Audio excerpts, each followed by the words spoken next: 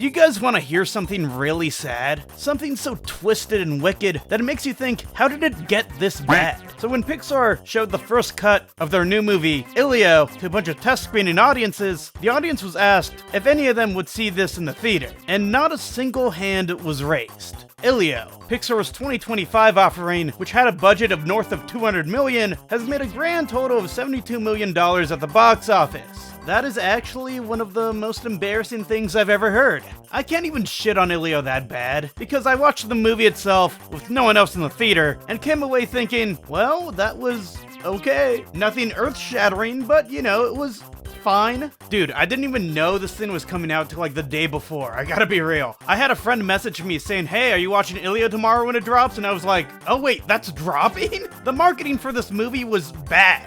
Incredibly bad. Here's the thing about Elio. When I first originally saw the trailer for it, I thought to myself, I mean, there's nothing inherently bad about this, but there's nothing inherently striking about it that's gonna encourage me to go to the movie theater to see it. Part of it had to do with the story not being too interesting to me, but also a part of me didn't really care too much for how the movie looked. I thought it looked too strikingly similar to that of Turning Red or even Luca, which were fun enough films. I just think about like the olden days of Pixar when you could differentiate the art style of, say, The Incredibles or that of Ratatouille. I mean, yeah, you could make the argument that they are very different films, so of course the art style won't be strikingly similar, but that's my exact criticism right here. Think of, say, Luca and Elio. I think this definitely contributed to people viewing this movie as less interesting, but the thing is that this is just getting sad, because I don't think Elio deserved to have such a shackling happening at the box office, especially when you consider that last year Inside Out 2 came out, and that made a huge set of money, and was one of the most important movies of 2024.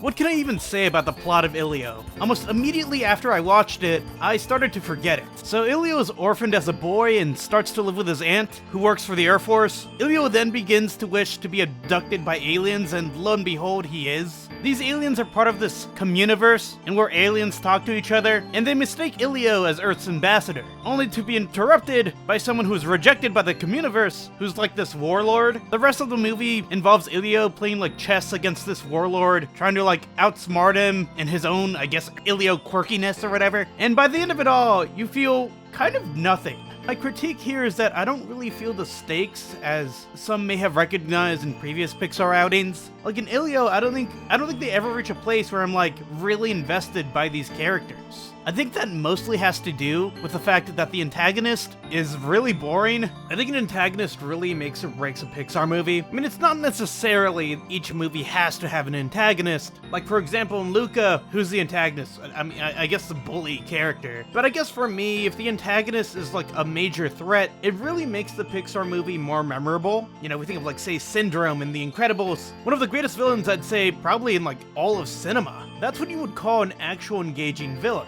The way Syndrome is built up, the way we're even given his backstory at the beginning of the film, adds layers to who he eventually becomes. The main thing about Elio is that nothing's really compelling. Nothing's really too engaging. Which doesn't mean that the movie's terrible. I mean, it's not. It's fine.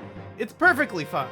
Maybe a little too fine. It makes you wonder what was going on when they originally delayed this movie. Where did that extra effort go to? Perhaps the animation? I don't know. It could have gone to maybe even the story. Tweaking it a little bit, maybe. But it didn't. And even if it did, maybe the story wasn't too interesting to begin with. It's a very underdeveloped movie that doesn't deserve some of its most emotional moments. Now, this isn't the first time we've gone to space when it comes to a Pixar film. We have WALL-E, a much different movie, but in terms of like exploring space and deciding which movie looks better, WALL-E looks better and also gives more of the feeling that, wow, this is a larger than life adventure, because I mean, it takes place in space, right? I never really felt that way while watching Elio. It just kind of seemed like he quickly gets abducted, and then it's just like, oh, we're in space now, okay, here we are. It's like, whatever, we don't really give a shit, okay, here we are. There is a development here, though. Recently, multiple Pixar staffers released a report on Elio's development. Pixar had to massively change Elio after the original cut was released, with one of the Pixar staffers saying, the Elio that is in theaters right now is far worse than the best version of the original. Suddenly, you remove this big key piece, which is all about identity, and Elio just becomes about totally nothing. With that big piece, was Elio potentially being queer-coded.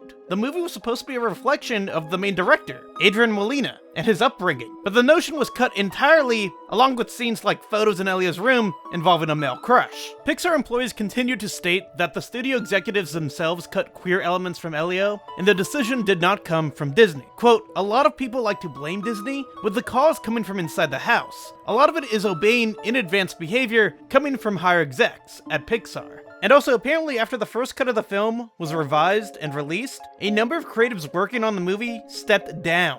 With, quote, "The exodus of talent after that cut was really indicative of how unhappy a lot of people were that they had changed and destroyed this beautiful work," unquote. Wow.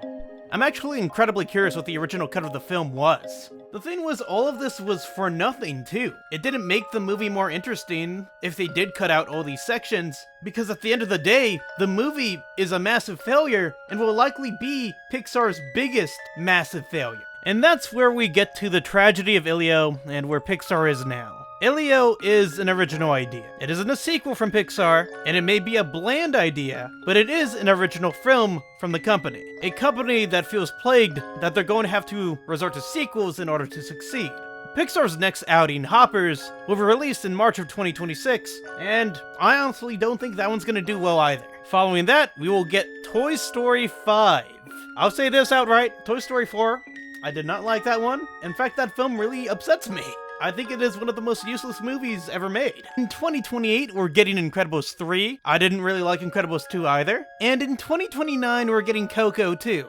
Which I actually really did like the original Coco, but what is there else to say here, guys? There's an image I saw the other day of the Pixar lineup that they had in the 2000s. 2001, they released Monsters, Inc., a classic. 2 years later, they released Finding Nemo, another classic. 2004, they released The Incredibles. Wow, what's happening here, guys? Classic after classic. 2006, they released Cars. Say what you want about that film, but I'd say it's also a classic as well. 2007, Ratatouille. I mean, oh my god. 2008, WALL-E. Oh my god. 2009, Up. What is happening? That was all in the 2000s. That was the entirety of that decade. And all of those were original ideas. And all of those ideas have stayed with us. The characters, their conflicts, the villains. What is happening creatively at Pixar? I think it may be a bit of suffering from their own success. They started so high and so well that when it came to the aftermath of all these classic films being released, it was really tough to follow it up. And that's why now we're getting sequels still. Toy Story 5 is releasing in 2026, 31 years later since the first Toy Story came out. Andy was 6 years old in Toy Story 1. If the movies followed the plot of real time, Andy would be 37 years old in Toy Story 5.